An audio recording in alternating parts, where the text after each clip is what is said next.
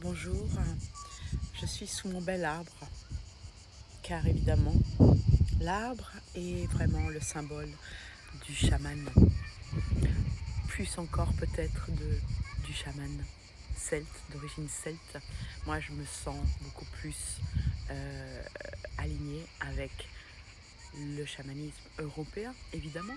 Je suis de peau blanche pour le moment dans cette vie.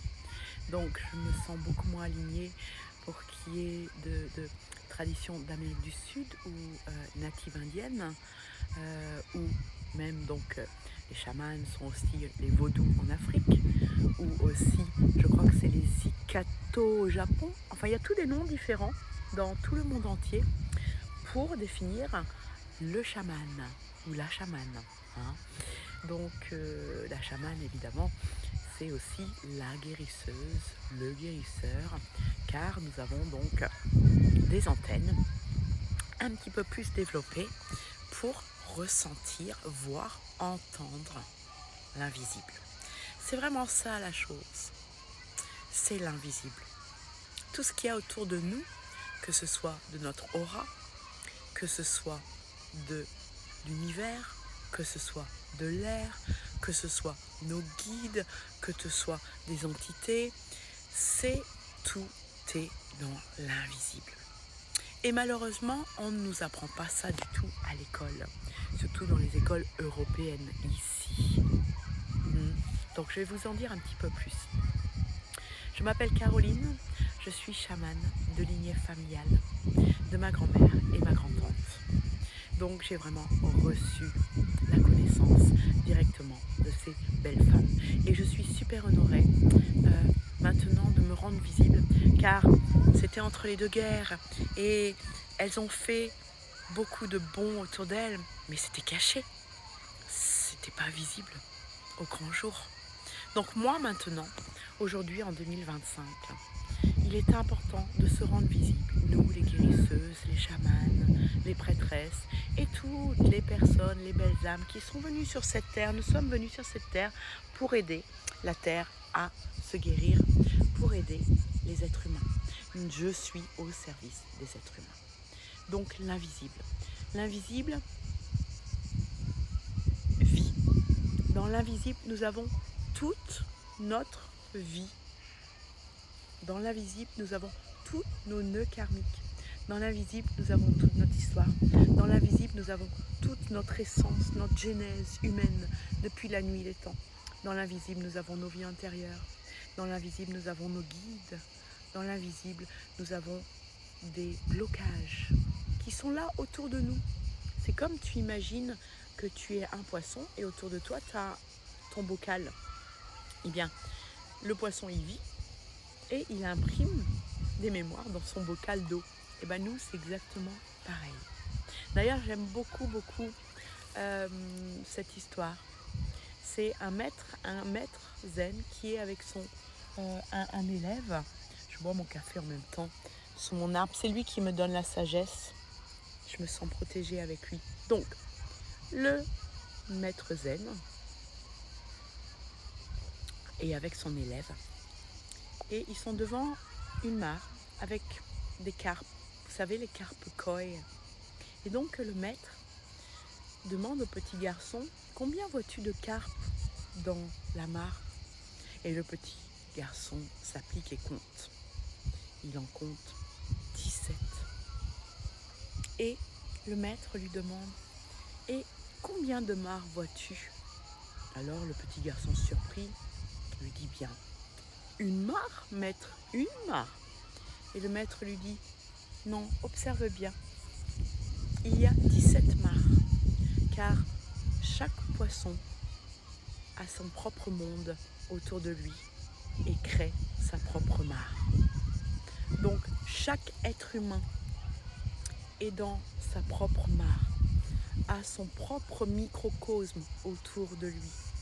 Et dans cette mare, dans ce microcosme, comme vous imaginez une grosse bulle autour de vous qui est immense, eh bien vous avez toutes vos informations physiques, mentales, émotionnelles, traumatiques, de vie antérieure, de transgénérationnel, de nœuds karmiques, de même si vous aviez des ancêtres qui ont jeté des mauvais sorts, des blocages, des trucs vraiment, vraiment puissants que vous vous baladez et parfois dans vos vies vous vous sentez bloqué et vous n'arrivez pas à débloquer des peurs complètement irascibles dont vous ne comprenez pas la substance dans cette vie. Eh bien, c'est peut-être que c'est une peur que votre arrière-grand-mère possédait. Ou une fois, j'ai eu une femme comme ça qui n'arrivait pas à avoir d'enfant, alors que rien ne clochait chez elle et son partenaire. Eh bien, en fait, on a découvert que son arrière-grand-mère, je crois, avait fait vœu pour toute sa lignée féminine de ne plus jamais avoir d'enfants, car elle avait trop souffert de perdre plein d'enfants, elle, quand elle était vivante. Et donc, du coup, eh bien, le nœud était toujours d'actualité pour cette pauvre femme qui voulait un enfant. Vous vous rendez compte, c'est un truc de ouf, l'impact du transgénérationnel. Ou aussi, vous avez un mal de dos, une blessure profonde, quelque chose de très profond, et vous ne savez pas d'où ça vient. Eh bien, c'est peut-être que vous avez été blessé dans une vie antérieure. Une fois, pareil, j'avais un homme comme ça qui avait des problèmes de parler. Il avait des problèmes dans sa gorge. Et en fait, j'ai vu dans une de ses vies antérieures qu'il s'était fait empaler par une lance juste là. Et quand je lui ai dit, c'est rigolo parce que je ne l'avais pas vu, eh bien, il avait un gros trou ici où la barbe n'a jamais poussé. C'est incroyable. Donc voilà.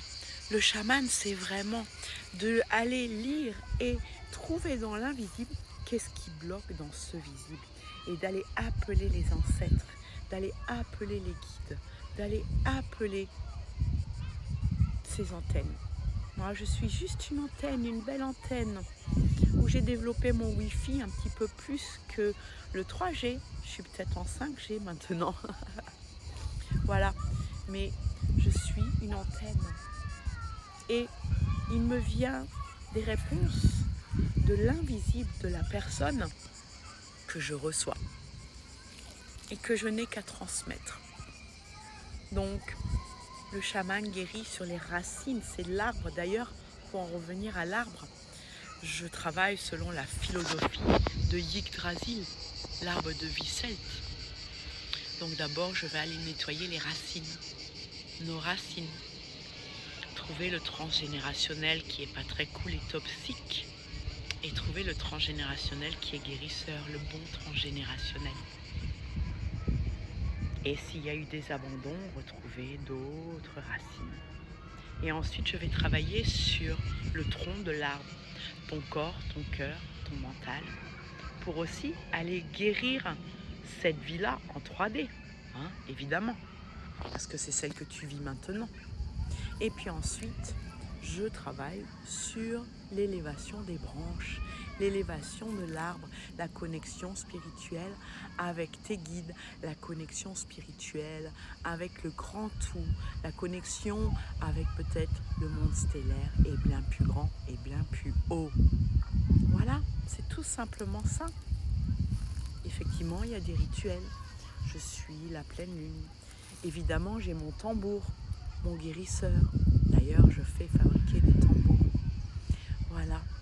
J'ai essayé de vous décrire mon monde et j'ai essayé de vous décrire qui je suis. Je fais des soins sur Antibes, sur la Côte d'Azur, ainsi que des retraites à travers le monde.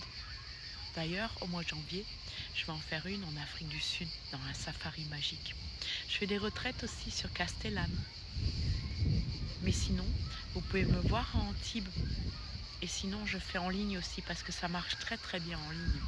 Donc si vous vous sentez appelé, je fais aussi des transmissions chamaniques de guérison, de guérisseuse. Si vous sentez l'appel, j'ai des clés pour que vous ouvriez vos propres portes et exprimez vos dons. Ne restez pas invisible, restez, devenez visible.